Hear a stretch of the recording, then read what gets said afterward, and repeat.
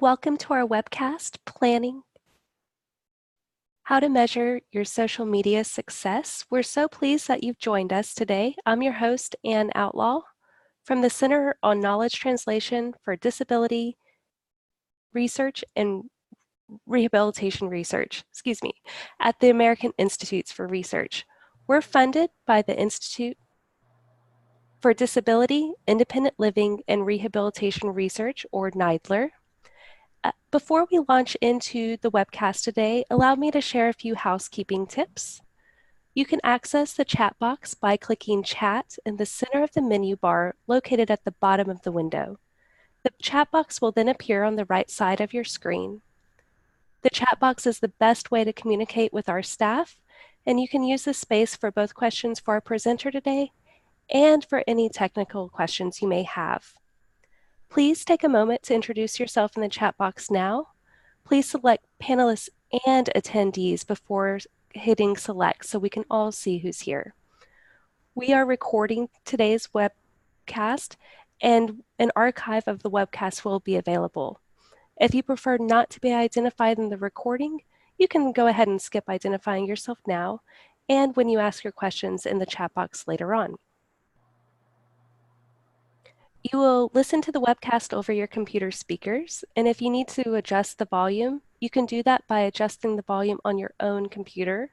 And you can also click on the audio settings on the left side of the menu bar at the bottom of your window to adjust your audio in Zoom itself. So let's go ahead and get started. We have an exciting webcast today. This is the second of a two-part series focused on social media. We're focusing on social media because NIDLR grantees have identified social media and specifically measuring our social media efforts as a top knowledge translation need. The first webcast in the series focused on how social media can be useful to researchers for applying and scaling up our work. It was hosted by our sister center, the Knowledge Translation for Employment Research Center, last week and is now archived on KTDRR.org. Today, we're taking this conversation a step further. We'll be talking about how you can use social media analytics and metrics to improve your accounts to better understand your target audience and to create a social media strategy that fits your community's needs. It's now my pleasure to introduce our presenter today, Michelle Sturgio. She is a digital and social marketing consultant and specializes in helping clients understand, shape, and measure their communications efforts. Michelle, thank you so much for joining us today. Thank you, Anne. It's such a pleasure to be asked to come and do the webinar. Yes, we're very excited to have you. So how would you like to get started? Perfect. All right. So as Anne mentioned, I'm Michelle Sturgio. I have a very mixed background, and we'll just dive in. As I'm going through, I'm going to pause on a couple of slides, and we can ask questions then, or we can hold them to the end. So let's dive in. Much of my career has been spent between large companies like the NewYorkTimes.com, Condé Nast Portfolio.com, and the New York City Economic Development Corporation, and small startups like Dakota, a behaviorally targeted ad network, and Crux, a cloud-based platform, which helped media companies harness and use their customer data to inform website metrics and strategies. Regardless of the company size that I've worked in, their status, their mission, one thing always held true: their social media efforts changed. They changed to match their ever-evolving communication strategies and target audience. It seems that every year, industry-leading thought leaders pull together their best practices and predictions for the upcoming year. This year has been no different.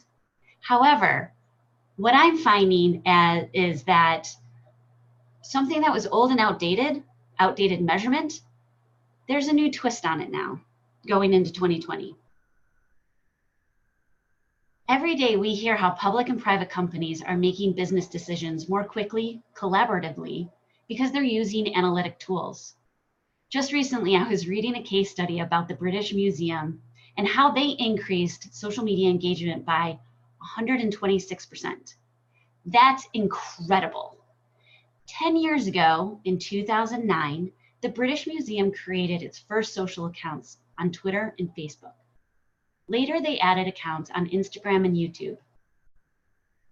By 2016, demand for content from the museum's global audience was overwhelming their team's resources for creating content and engaging on social media.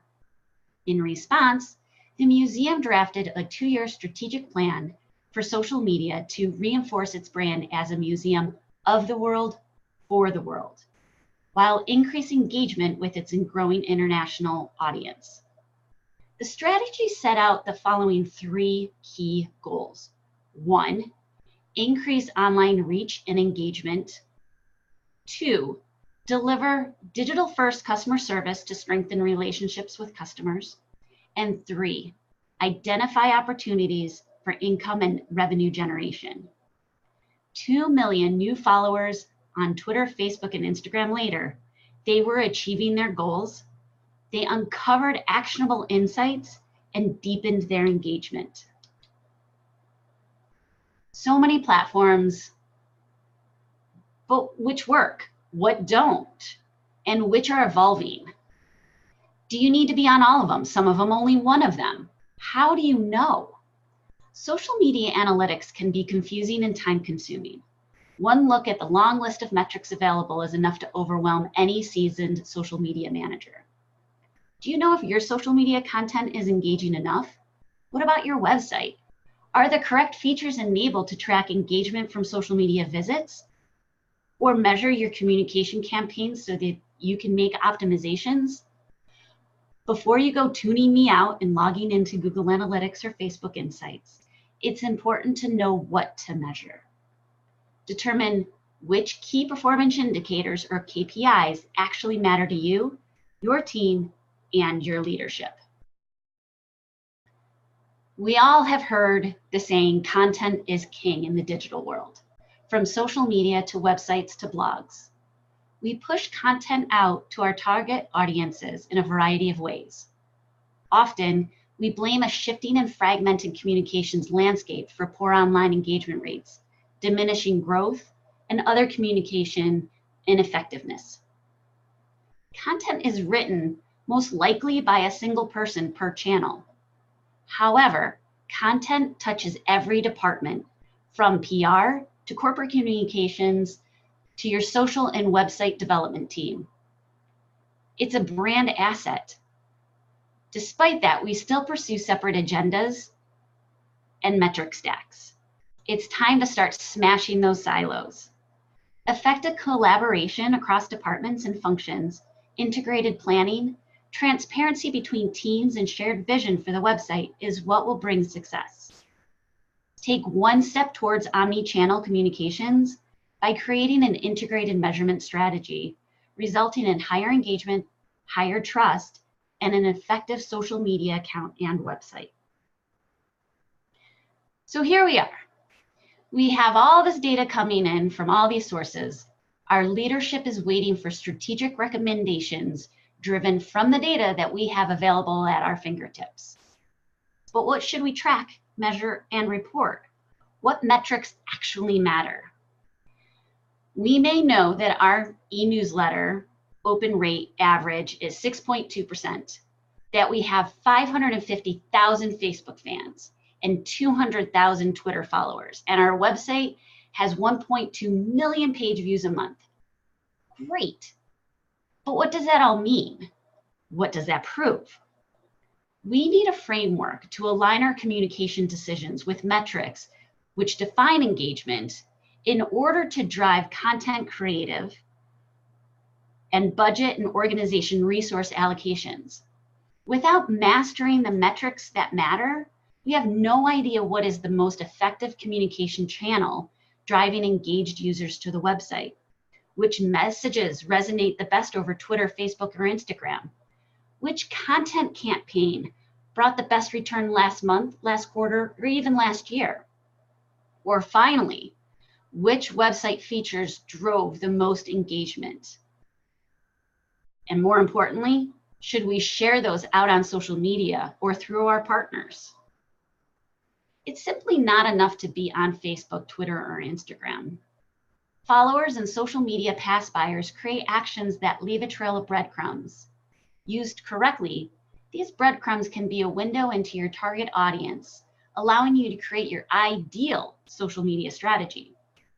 With native analytics tools like Facebook Insights and Google Analytics, you are able to get deep insights and make intelligent fact-based strategy based on how visitors arrived to your website, what campaign brought them there, and what they did on your website. You must use these tools together to inform and draw analysis from the breadcrumbs. Measuring cross-channel, cross-platform, cross-device, and cross-media gives you a more complete, accurate picture of how your audience segment consumes and engages with your website. I'm sure many of you have read articles or studies on effectiveness of social media and how best to measure the effectiveness of social media. And I'm sure you've walked away scratching your head. Recently, I had a conversation with a small business owner, one of my friends, and he was so confused by all the advice that he had read, but more specifically, what to do next. He was trying to decide, with the limited budget and time he has, is social media worth it? Or does he put his efforts in content development into content development for his website? Since we all know content is king. While he was feeling discouraged on the surface, I don't think he was truly thinking social media was no longer worth the investment. Instead, I think he was grappling with the what do I do first, and how and what do I measure to identify the returns on social media efforts to justify the investment. So take this first step. Start mapping out your measurement plan. At the highest level, starting with number 1, determine what your communication plan is trying to accomplish. What is the overall goal of your website, and what are the goals that support it? Identify the ways you can measure progress to that goal. What factors combine to prove a true KPI for that defined goal? The KPI might be a composite of many factors, but there should be a simple, reliable way to track it. Every KPI needs to be actionable. So think about the correct responses, even as you're defining the numbers. What story can you tell with that KPI? And what does it mean to the overall objective? What does a sudden drop in that KPI mean? And what are the correct steps you can take to rectify that? And finally, implement your KPIs, track them, and improve your communications accordingly. So let's walk through a measurement plan that I developed for one of my clients. Again, at the very top, we see business objectives. This is the main objective of the website. So in this case, it's to support states in their effort to ensure that all students have access to great teachers. Second is your strategy. To accomplish this website objective, the team needs to drive traffic to which parts, elements, or content of the site. So in this case, it's to create an online communications campaign that directs website visitors to engage with the Learning Hub content, tools, and resources. Next are the tactics.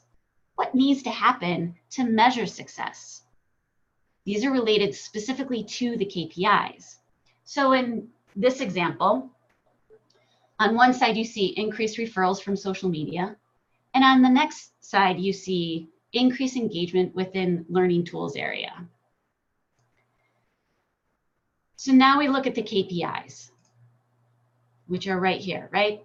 So underneath the tactics, you'll see the KPIs that are related to those tactics. In this case, we're going to increase referrals from social media, increase average session duration for users referred by social media, and increase page views from this audience segment.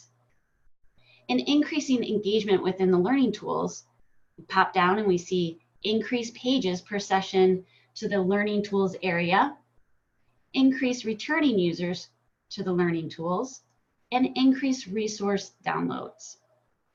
These are all measurements or metrics that you can find within Google Analytics.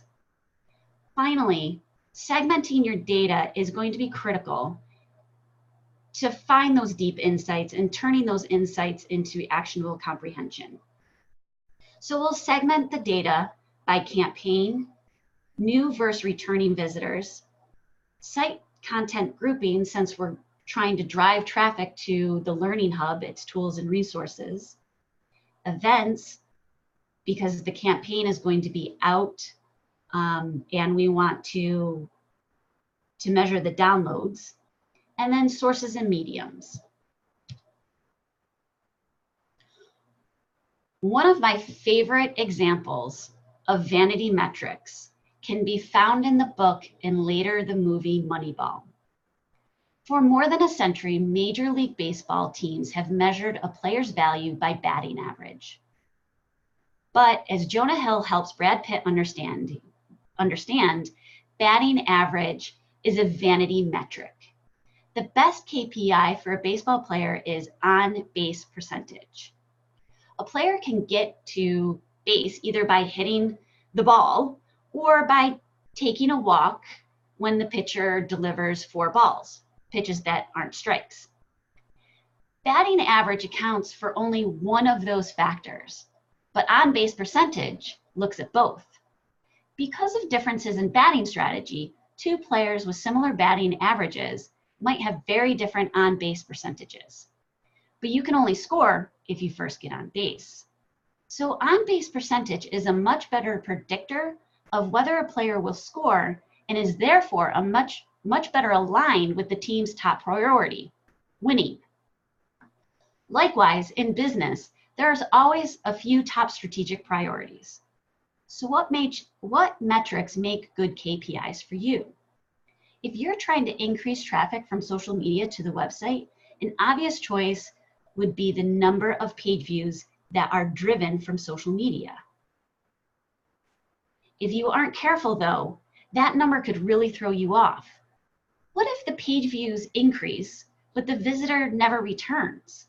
Or if the visitor only visits that one page and doesn't go on to visit pages beyond the landing page? By driving page views to the website by visitors who aren't going deeper into the website is actually worse than if social media drove fewer page views. In this scenario, it turns out that the choice of a simple page view count is a vanity metric and not a KPI. It looks good and sounds good, but in reality, it's doing more harm than good. A better KPI in this business case might be pages per session that were generated by visitors coming from social media. This number is a lot better aligned with the strategic priority of increasing traffic from social media to the website. Don't get fooled into optimizing against numbers that are easy to measure, easy to make go up, and easy to share, but not actually well aligned with the objective of the communication strategy. So I'm going to pause here and see if anybody has any questions.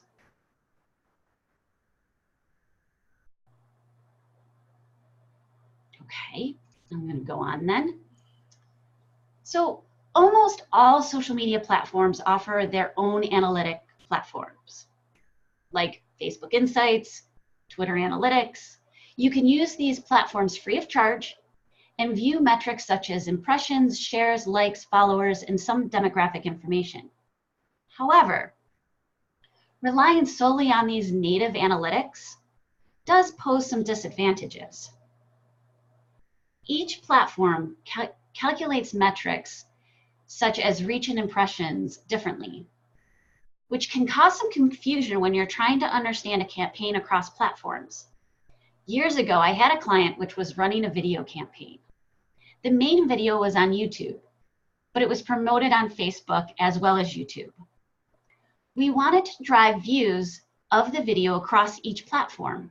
The logical metric to measure against success against was total number of views.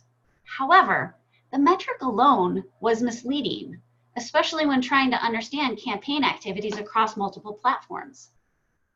Quickly, we noticed that Facebook users were viewing the video 10 times the amount of YouTube users. However, that was not actually true. After diving into the insights further, we learned that Facebook counts a view after a user watched a video after 3 seconds, and YouTube counts views after they watched the video for 30 seconds. The team optimized the measurement plan of the campaign to track total minutes viewed and average watch time. We felt confident that these two KPIs would be accurate even when pulled from different analytic sources. We also decided to start using Google Analytics to get a better handle on our KPIs. Google Analytics is one of the best ways to learn about your website visitors. When you combine data from your website with social media data, you'll learn exactly what type of content your audience responds to, as well as the social network they prefer. With that knowledge, you could drive more traffic and meaningful engagement while proving the ROI of social campaigns.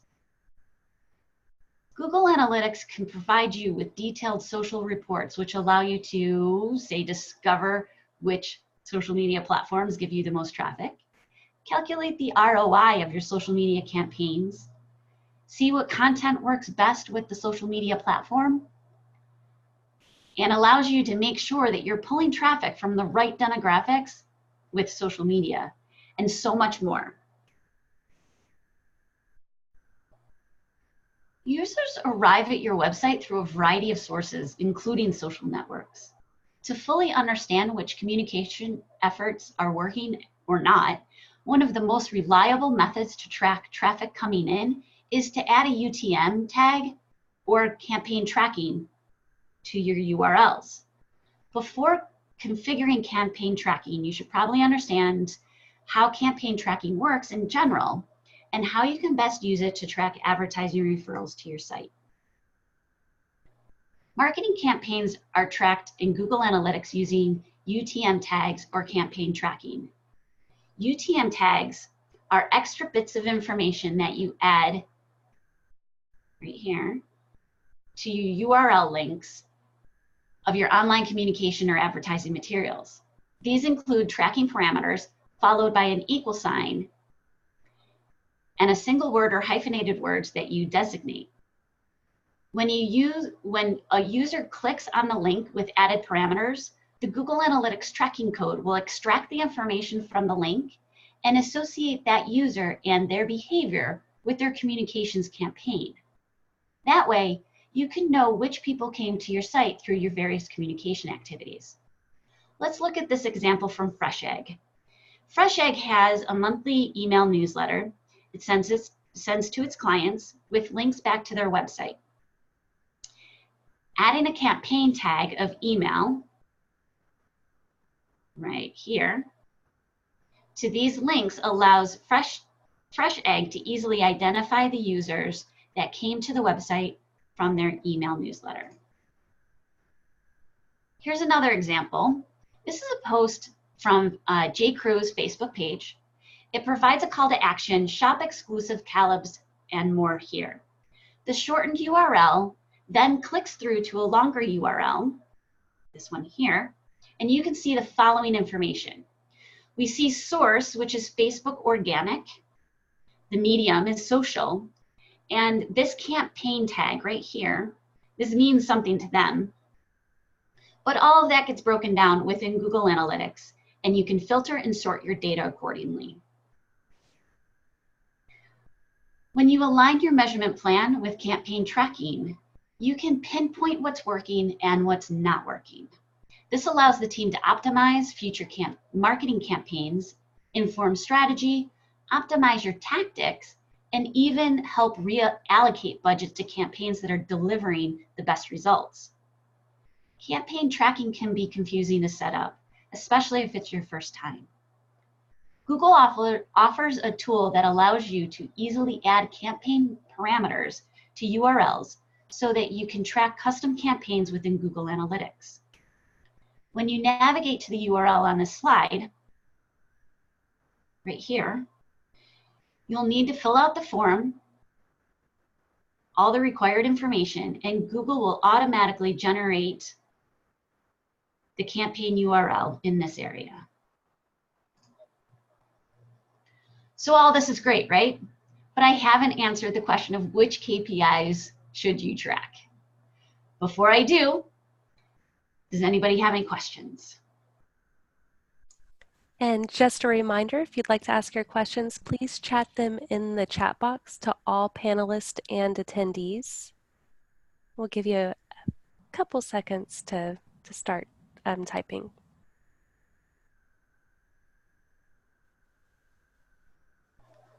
We have one question for you, Michelle. Are Google Analytics available if you don't own a domain? Yes, if you have a website and you are running a website, then you will be able to put Google Analytics tracking code in the HTML portion of your website. Okay, so you don't actually have to own that domain to do that? You have to have access to the code. So domain ownership, that's not the important part. It's having access to the back end, to the HTML part of that website. I see, I see. So kind of related to that question, do you think that these approaches can be done by people without specialized training? Whenever you get into code, it seems a little tricky for those of us who don't have technical expertise. There's aspects that are a little trickier than others. Implementing the tracking code from Google Analytics, that takes a web developer to do that portion. In terms of implementing the UTM code, no. You do not need to be super proficient. If you navigate to that page, it's pretty intuitive. You walk through and you answer the questions. Excellent. And the slide previous, you had the URL, the UTM tags through Google link. Oh, and it looks, someone asked for the link to that site, but Mylene was able to share it with us. So okay, perfect. Thank you, Mylene. I think that's all the questions that are coming in now, but as questions come up for all the attendees, please feel free to chat them in and I'll ask Michelle as she's going through her presentation. Oh, wait, one more. Using the analytics tool in an app like Buffer, does that accomplish the same goal as doing it in Google? I am not familiar with Buffer. So I can't really draw any conclusions from that. Or something like Hootsuite? Oh, okay. So Hootsuite, that's a great question. Hootsuite will have very similar insights as Facebook Insights or Twitter Analytics. So what happens with Hootsuite is that they have a call out to the social media platforms, and a lot of that data then is just regurgitated into Hootsuite. It simplifies you from going to Facebook, Twitter, Instagram. It just pulls it into one platform. Once you plug Google Analytics in with it, that's when you start seeing that cross-platform performance, right? So you start at social media platform, and then you start seeing where that traffic is going on your website. So you get the cross-platform insights. Got it. Jean, I think that answers your question there. So if you have any need clarification, go ahead and chat it in. It looks like those are all the questions that are coming in now, so we can continue. But again, please, everyone, feel free to chat in and we'll ask Michelle your questions. Okay. So now we've got the campaign set up. We're driving traffic to our website, and visitors are converting on assets. The next step is to dig into some metrics and to see if what you're doing is actually working. I like to approach the foundation of measurement in stages. First, thinking about the journey that I want my audience to progress through to achieve a website's objective. Essentially, I want to measure the impact of an experience. Kind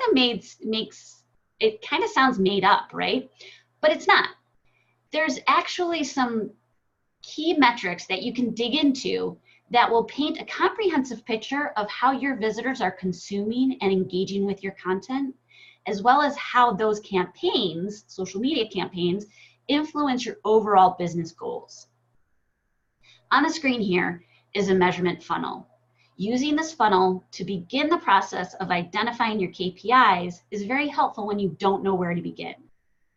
So at the very top of the funnel, we see consumption.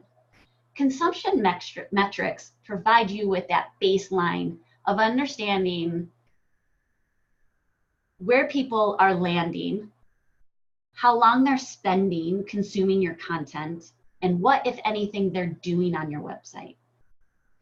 The engagement metrics are the key metrics necessary to evaluate how people are engaging with your content and how to improve their experience.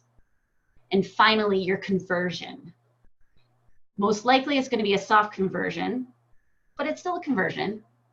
These metrics are your final step or the outcome you want visitors to take before they leave your website. So let's dive into conversion. This is a busy slide. So we're going to take a look at bounce rate right here.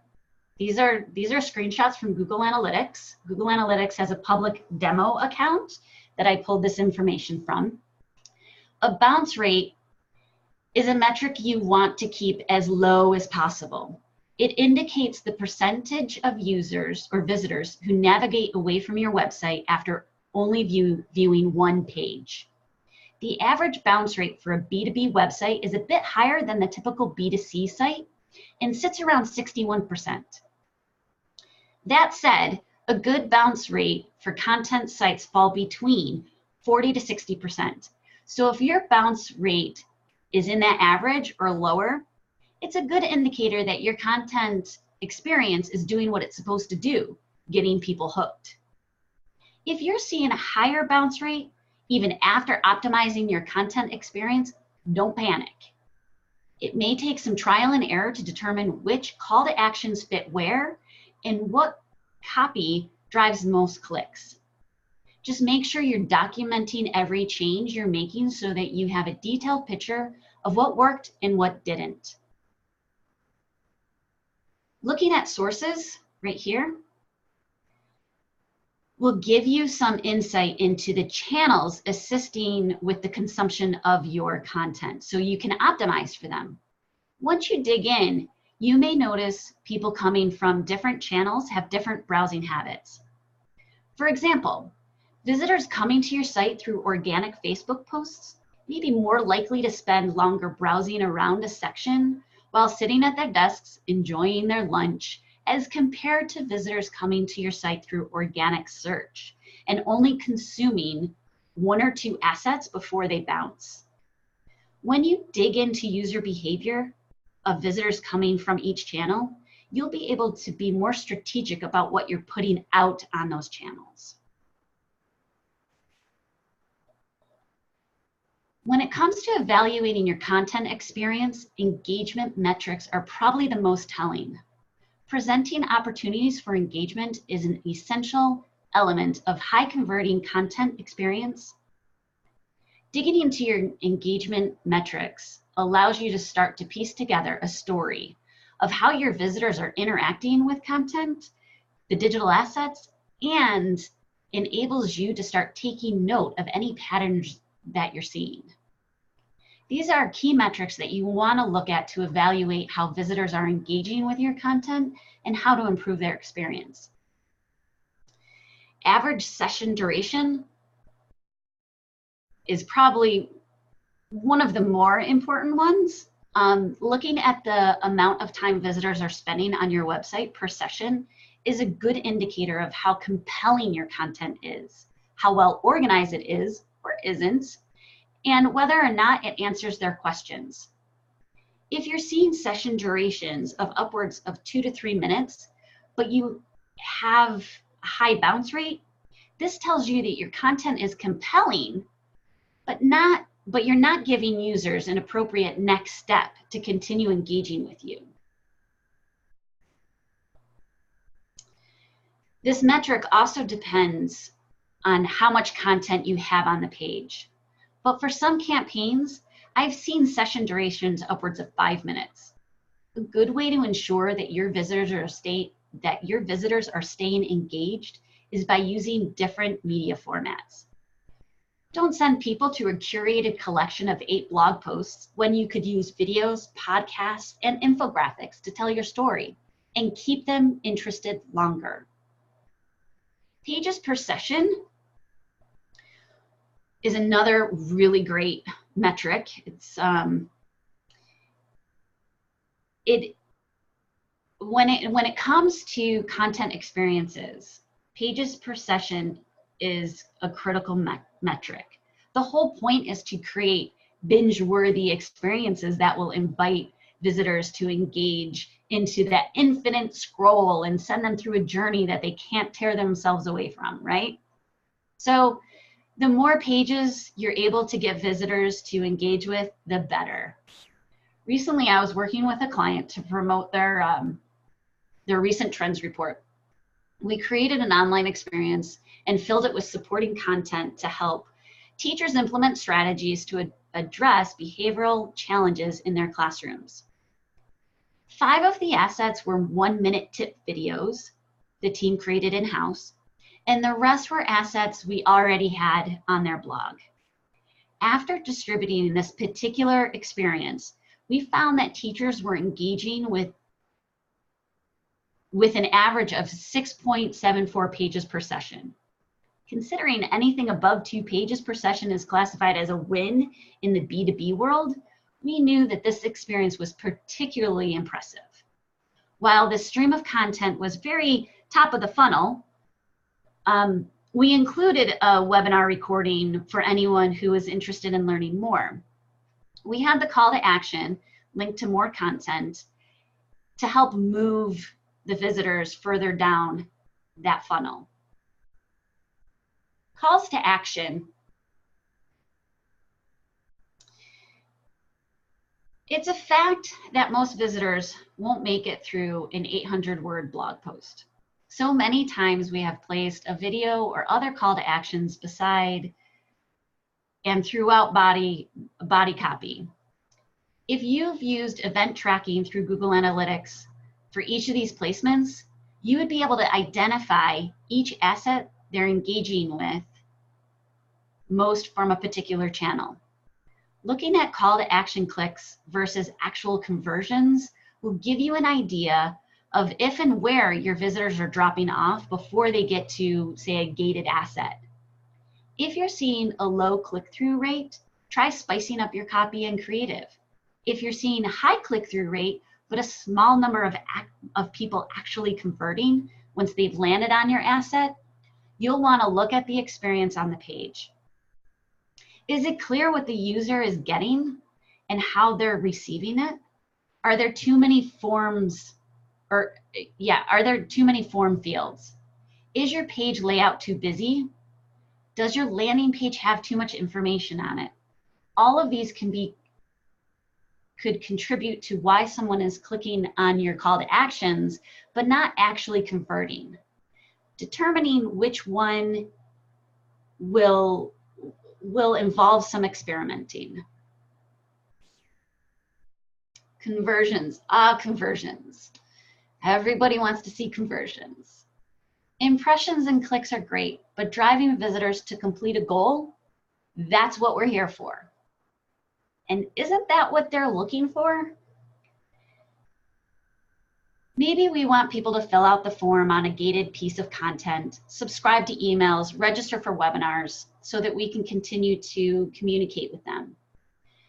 There's a number of factors that could be standing in the way of your content experience and a solid conversion rate, ranging from not having direct enough ask to making the journey between a landing page and filling out the form too complicated.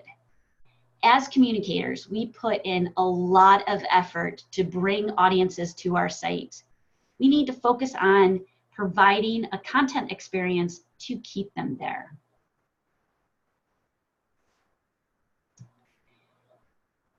It's a good rule of thumb to ensure your content and teams are aligned when it comes to expectations around the percentage of ideal visitors you can reach and engage with via each channel. With social and organic search as distribution channels, it's likely that you will have a high ratio of unfit visitors because the outreach is less targeted. But for paid channels, you should be aiming to reach a more qualified audience. The purpose of marketing attribution is to tie conversions to channels and engagement with visitors with a visitor's journey. There are a few different types of attribution models, the most common being first touch, last touch, and multi-touch. Your organization may decide to go with one or more of these approaches, but it's good to know how each will impact a visitor's conversion and how it's credited to your activities. First touch attribution is actually what it sounds like. It provides credit to the first communication or marketing touch point. Applying a first touch attribution model means that top of the funnel activities like social media posts, paid searches, or emails will receive 100% of that communication goal. This is the most common and most likely the attribution model you're using today. Last touch is exactly what it sounds like, the opposite of first touch. Last touch attribution assigns 100% of the communication goal credit to the last marketing touch point before the goal was completed. Say someone is highly engaged with your content, clicks on all the emails, reads all the blog posts, but watching a video is what pushed them over to the edge to filling out a form to download an ebook. The video event will get 100% of the attribution. Multi-touch is different than the other two in that it assigns a share of the credit to multiple touch points. There are countless ways to approach multi-touch attribution based on the number of touch points along the visitor's journey to complete the goal. So I'm going to stop here for a quick second.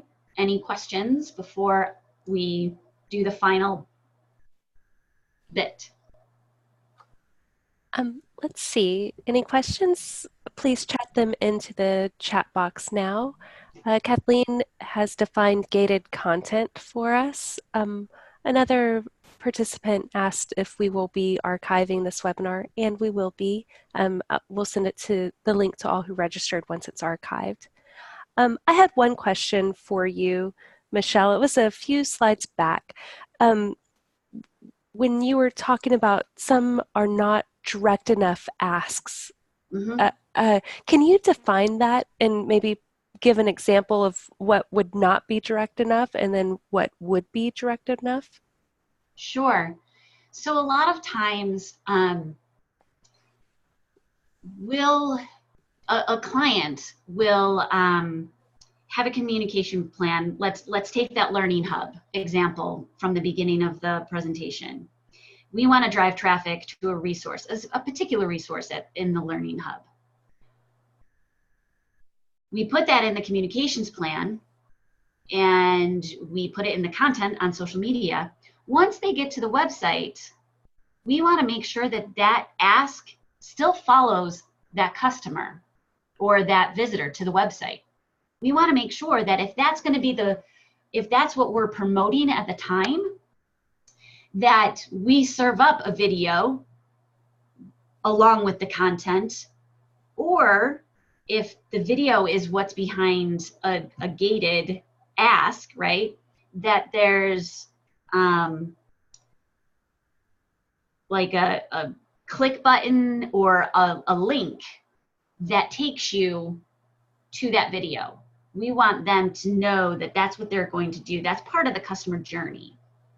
And then after they complete that video, we're okay with them leaving the website after that point because they've completed what we wanted them to do. So the direct ask really is all about making sure that as somebody is navigating or taking the journey through your website, that they understand what you want them to do.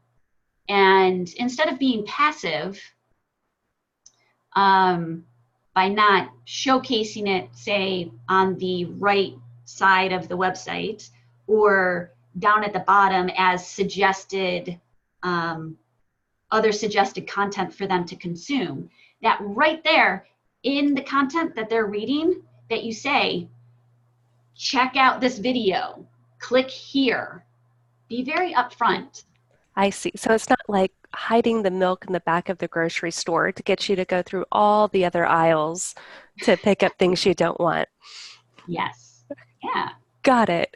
Another question came in, and it's ask for, are there best practices for deciding what content to gate or not? That's a great question. I think it does depend on your business and business model and the objective of the website. Most of the folks I've been working with recently are content specific websites. So, they don't really have anything to sell necessarily, but they have tools and resources that they want to pass along to the visitors. I would take a look at those tools and resources and find out where you could layer that gate. Sometimes it's a piece of research that that you tease up, but that you wrap around, say, a request for email addresses or a phone number. Certainly webinars have that gated content. Any webinar, I would highly suggest putting that around. Deep research that you feel is super valuable, I would probably do that as well. Definitely. Thank you so much. Sure. Okay. So challenges in measurement. There's hundreds of social media metrics that can be analyzed. We've talked about how to narrow down the metrics to make sure that they are KPIs that are specific, measurable, actionable, and relevant. But traditional KPIs alone cannot fully track the tone, perception, and nuances within your social media conversions. Today, we can combine credentialed account insights from Facebook, Twitter, or Instagram, along with social listening, and the results can have positive effects on how you make decisions for your target audience. Social media intelligence goes beyond just listening. It uncovers your audience's needs and wants and allows you to address them. So what's the difference? Social media monitoring refers to the tracking of various owned and credentialed social media accounts. Those metrics, conversions, topics, and keywords.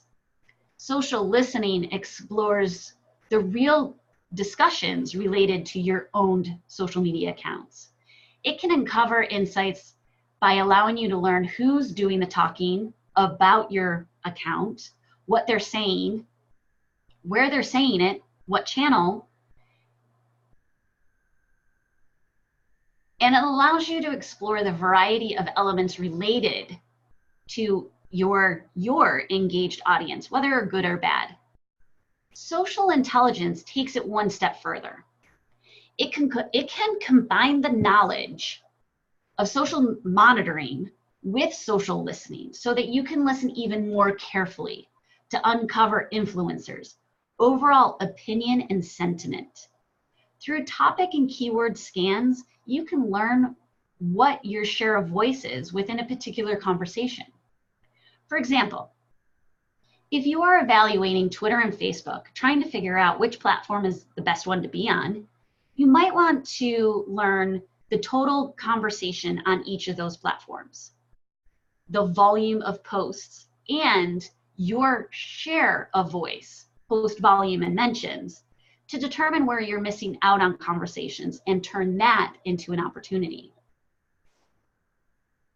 Look deeper into your social media analytics and go beyond just vanity metrics of the likes, comments, and shares. Go beyond the integrated Google Analytics data. Utilizing social intelligence allows you to perform ecosystem analysis to drive effective strategies. Conduct topic positioning analysis, which is a scan of the online digital environment using keywords, key topics. This might uncover problems, audience pay points, or possibly some underlying challenges that can drive new content development or a new website journey. You can conduct influencer research and uncover key influencers, emerging issues, topics, terminology, driving conversations. Discover the channels propagating the conversation and explore the endorsers and the critics. Over time, sentiment and conversations, topics, influencers, they all shift. So past performance analysis is another way to do an evaluation. With social media intelligence, with a social media intelligence platform, you're able to see those trends and evaluate if past and current efforts are meeting the objectives and goals. Traditional KPI analysis focus on metrics that are specific, measurable, actionable, and relevant, like we've said. These are just data points. Historically, we've overlooked the feelings and emotions of our target audience simply because it was difficult to quantify. With so many people sharing their thoughts and feelings on social media, it is time that we took a pulse of how people feel about products and services. Sentiment analysis is the process of retrieving information about a consumer's perception of a product, service, or brand. Sentiment analysis looks beyond an audience or demographic that is responding to an issue or a message. Instead, it evaluates the tone or sentiment associated with that response. Is it positive, negative, or neutral? The human language is complex. Analyzing the various grammatical nuances, cultural variations, slang, misspellings, all that occur in online mentions is a difficult process. To tackle this, many platforms have turned to artificial intelligence to help decode these nuances. There are many applications for sentiment analysis. Utilizing sentiment analysis is beginning to be widely adopted by organizations across sectors and the world. For example, the Obama administration used sentiment analysis to gauge public opinion to policy announcements and campaign messages ahead of the 2012 presidential election. Being able to quickly see the sentiment behind everything from forum posts to news articles means being better able to develop strategies, optimize tactics, and plan for the future. While it is difficult to speculate how mature sentiment analysis is and how it might evolve in the future, there is a general assumption that sentiment analysis provides value in truly understanding and capturing the broad range of emotions that humans express in their written words. The insight that can be gained from large data sets, think millions of tweets, overshadows the concerns about reliability at the granular level, a single tweet.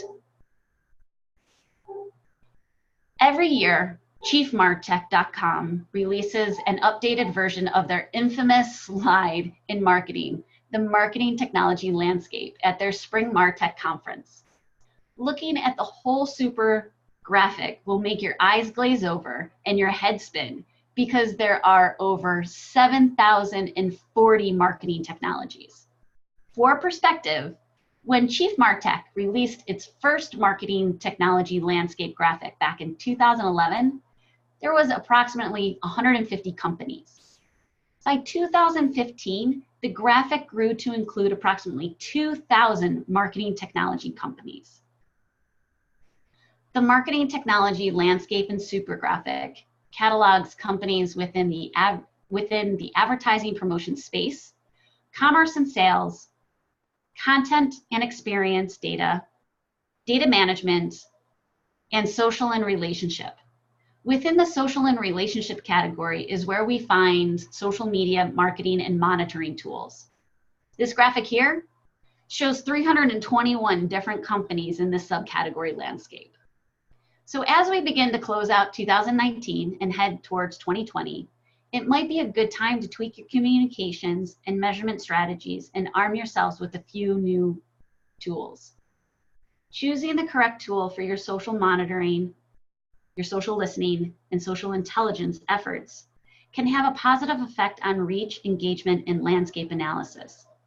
I certainly have my favorites, but it truly depends on what you're looking to achieve, your commitment level, and your budget.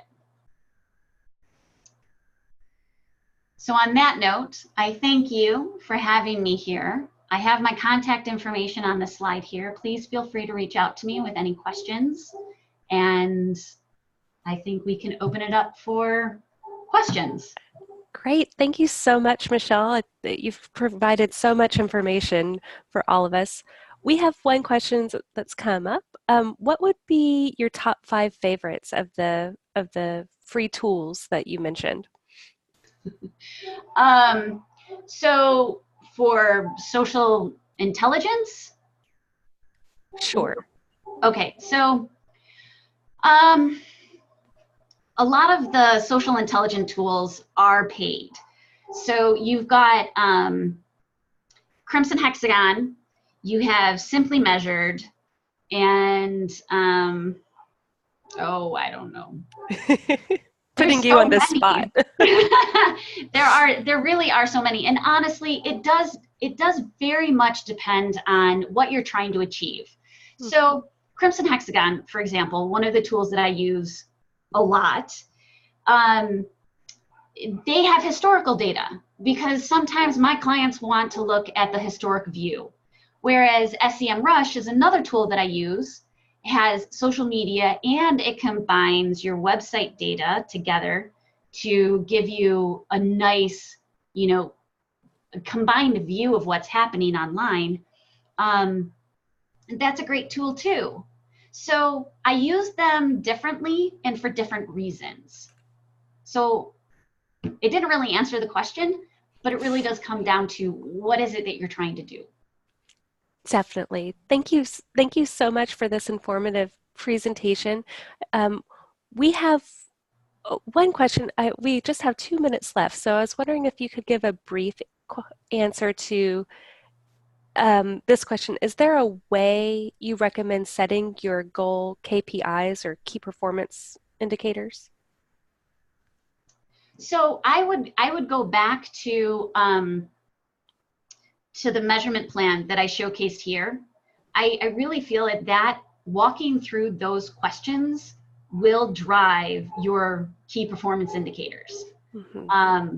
Because they have to align with the tactics. You got to figure out what it is that you're trying to do, and to do that, what elements of your website need to go up. Right. And as a reminder to the participants, the 508 PDF of the PowerPoint slides was included in the email for you to find the link to today's presentation. We'll also host it on our website shortly. So if you'd like to have more conversations about that, please go ahead and give us a call, or you see Michelle's emails on the screen. You can email her directly. Thank you so much, Michelle, for your time today and for preparing for the past few months. We really appreciate this presentation. No problem. Thank you again, and please, feel free to reach out. I'm always here to help. Thank you. And I'd also like to thank our KTDRR team, specifically Felice Trierogoff and Ariama Hammersmith, for their hard work in preparing for today. Thank you both, ladies. And before we close, I'd like you all to fill out a brief evaluation form.